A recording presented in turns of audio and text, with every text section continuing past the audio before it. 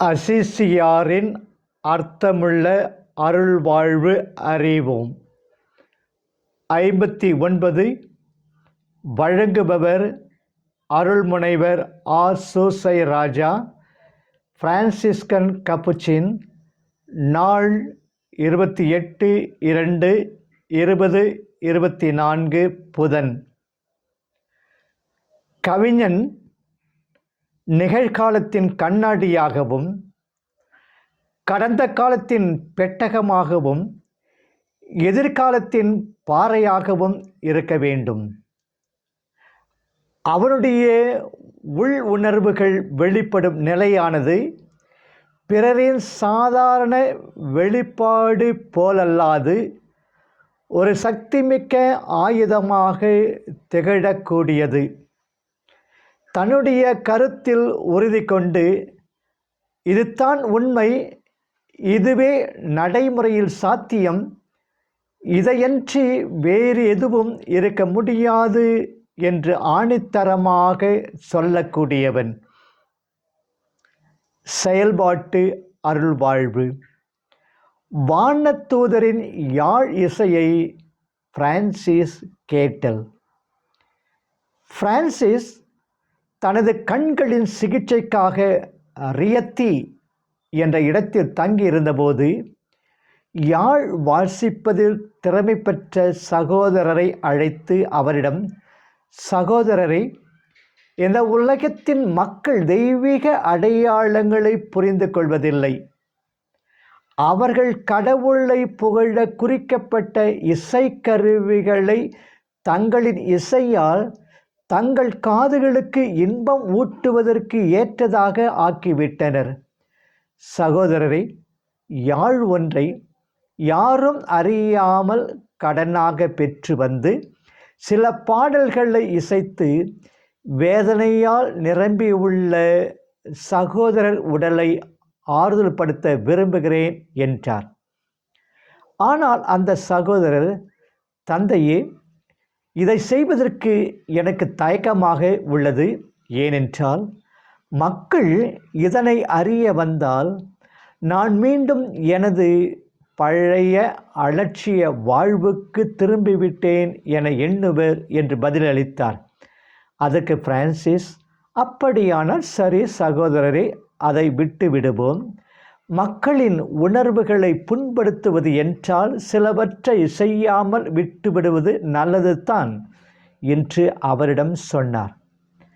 அடுத்த நாள் இரவு பிரான்சிஸ் திருவிழிப்பு கடைபிடித்து கடவுளை பற்றி தியானித்து கொண்டிருந்த பொழுது திடீரென்று யாழ் ஒன்று அற்புதமான இணக்கத்துடன் ஒரு மேலான இனிய மெல்லிசை ஒன்றை வாசிப்பதை கேட்டார். அவரால் அதை மீட்பவரை கண்ணால் பார்க்க முடியவில்லை. ஆனால் அதனை வாசிப்போர் எங்கும் அங்குமாக நகர்ந்து வாசிப்பது போல அவர் உணர்ந்தார். இறுதியாக தனது ஆவியில் கடவுள் பக்கமாக திரும்பிய அவர் தான் இவ்வுலகை துறந்து மறு உலகில் சஞ்சரிப்பது போன்று உணரும் விதமாக அந்த இனிய இசையில் லயித்து ரசித்து இருந்தார். அவர் காலையில் விழித்தெழுந்ததும் அந்த சகோதரரை அழைத்து தனக்கு நடந்த எல்லாவற்றையும் ஆரம்பம் முதல் இறுதி வரை அவரிடம் எடுத்து கூறி, துன்புறுவோரை ஆறுதல் படுத்தும் இறைவன் என்னை ஆறுதலின்றி இருக்க விடவில்லை. மனிதர்கள் மீட்டும் யாழின் இசையை கேட்க முடியவில்லை என்றாலும் மிகவும் ஆனந்தமான யாழ் இசையை நான் கேட்க முடிந்தது என்று விளக்கினார். அசிசியாரின் அர்த்தமுள்ள அருள்வாழ்வு. மனிதன் ஒரு சூனியம். மனிதரை நீர் மனதில் கொள்வதற்கு அவர்கள் யார்? மனித பிறவிகளை நீர் ஒரு பொருட்டாக எண்ணுவதற்கு அவர்கள் எம்மாத்திரம்? திருப்பாடல் 8:4. முதல் மனிதனை கடவுள் களிமண்ணால் உருவாக்கினார் என்று தொடக்க நூல் கூறுவதன் பொருள், மனிதன் தன்னிலே ஒன்றுமில்லாதவன், வெறும் மண்ணுக்கே திரும்ப வேண்டியவன் என்பதாகும். தொடக்க நூல் 3:1. மனிதனும் இவ்வுண்மையை உணர வேண்டும். தொடர்ந்து முன்னோ பின்னோ வரும் எண்ணை வைத்து தான் சூனியம் பொருள் தருகிறது. தொடர்ந்து முன்னோ பின்னோ வரும் எண்ணை வைத்து தான் சூனியம் பொருள் தருகிறது.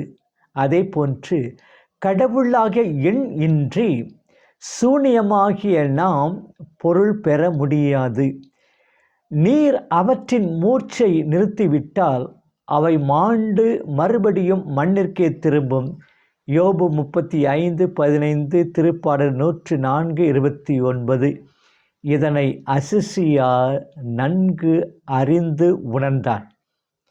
இந்த ஒன்றுமில்லாமையிலே மனித உருவிலே இறைவன் மனிதனை மண்ணால் உருவாக்கி அவன் நாசிகளில் உயிர் மூச்சை ஊத மனிதன் உயிர் உள்ளவன் ஆனான். தொடக்க நூல் 2:7. இறைவனின் ஆவி என்னை படைத்தது, எல்லாம் வல்லவரின் மூச்சு என்னை வாழ்விக்கிறது. யோபு 33:4. ஆம், கடவுளின் கருணை அவரை நம்மேல் அக்கறை கொள்ள வைக்கிறது. நம்மை ஒரு பொருட்டாக எண்ணி நமக்கு அவருடைய வாழ்வையை தர வைக்கிறது. கடவுளின் தனிப்பட்ட இந்த அன்பை மாட்சியையும் மேன்மையையும் நமக்கு முடியாக தருகிறது. திருப்பாடல் 8:5. படைப்புகள் அனைத்தின் மீதும் நமக்கு அதிகாரம் தருகிறது. திருப்பாடல் 8:6. என்னே கடவுளின் அன்பு, மனிதனின் மாண்பு. படைத்தான் படைப்பெல்லாம் மனுவுக்காக, மனுவை படைத்தான் தன்னை வணங்க என்ற சொற்கள் படிப்பிக்கும் நமது உரிமையையும் நமது கடமையையும் உணர்ந்து நடக்கிறோமா? நாம் கடவுள் தன்மை உடையவர்கள், இறைவனின் சாயல்கள் என்பது எவ்வாறு நம் நடைமுறைகளை பாதிக்கிறது? நாளை சந்திப்போம்.